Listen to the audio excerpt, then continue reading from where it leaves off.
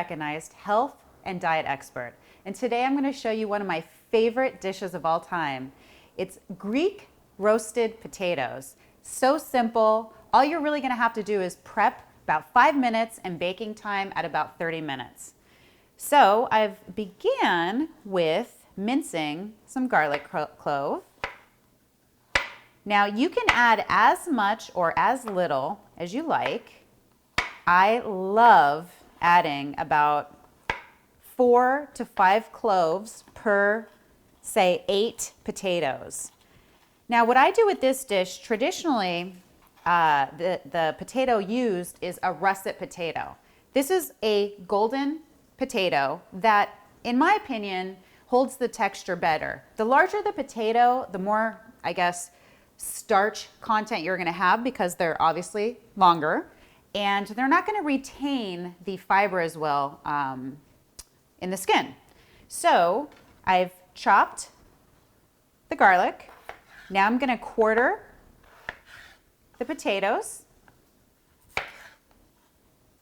You can really create this dish with a whole potato and not even go through the chopping process. Many times that's what I do. So I'm going to add 8 potatoes quartered. So I began to layer a baking dish with the potatoes.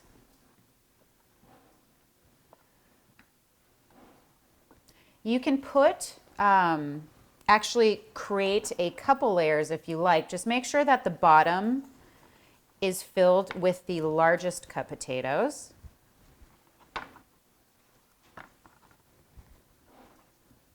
Okay. Now here are the garlic cloves.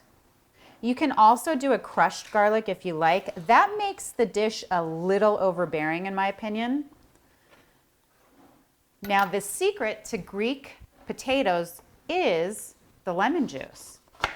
And the way to really get the most out of the lemon is to roll your lemon before you actually extract the juice. That releases all of the juices like this, and it makes it easier. Or you can actually put it through like a citrus juicer. I just prefer to do it by hand. I'm using 2 lemons. In my opinion, the more lemon, the better. Now we're going to season with some sea salt. Don't be afraid of how much salt I'm using there. That's about 3 teaspoons. Ground pepper. Always make sure you're using ground pepper when you're cooking. When you crack the peppercorn fresh, it releases all of the beautiful oils. When you purchase ground pepper, it actually has kind of almost oxidized in a way, so it's not as fresh. Now, the superstar ingredient here is going to be the oregano. Nothing is more Greek than oregano. We use it in everything. I never recalled a time growing up as a child not having oregano in the cupboard. I mean, it's like not having water. So you really just want to cover the potatoes with as much oregano as possible. Now at home I have a big container of this, so I just put my hand in there and cover my food in oregano. Now we're going to season with olive oil. You have to use a good hefty portion, about a half a cup.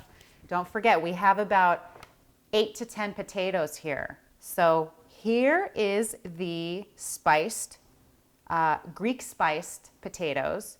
We're going to bake this at 350 for about 30 to 45 minutes, depending on the type of oven you have. You'll be able to tell when they're finished by taking a knife or a fork and making sure that the potato is done by how quickly the knife or fork goes into the flesh. All right, so the potatoes are now done cooking, and the way you can tell is when the fork pierces through easily, and we're gonna add a tiny bit of fresh olive oil on top, some more oregano, the lemon, oh, tastes so good in there. You really, really, really taste the lemon, so you don't need to add any more lemon.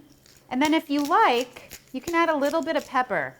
Sometimes the addition of pepper might make it a little too much for some people, so you can elect to use the pepper or not. And there we go. Greek style potatoes. My name is Stella Metsovas. I hope you love this recipe as much as I do.